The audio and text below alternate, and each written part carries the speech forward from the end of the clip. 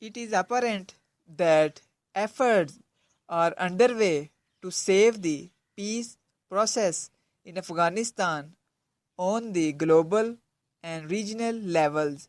The unannounced visit of Army Chief General Qamar Bajwa, heading a delegation to Kabul on Tuesday, must be seen from this perspective.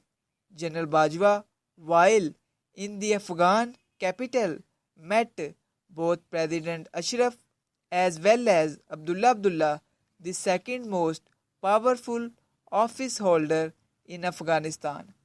As expected, intra-Afghan peace efforts were the focus of the discussion, with Dr. Abdullah highlighting Pakistan's constructive role in this regard. General Bajwa's Kabul visit came soon after Zalmay Khalilzad, America's point man for Afghanistan, visited Islamabad and Kabul, as well as meeting Afghan Taliban in Doha.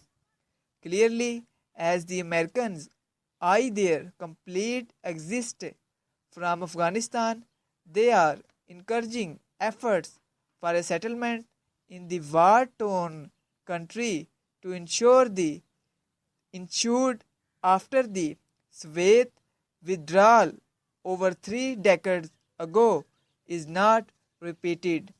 From a local standpoint, it seems odd that the Kabul was a military-led initiative, with the ISI chief accompanying the army chief and the newly appointed special envoy for Afghanistan serving as a token civilian representative.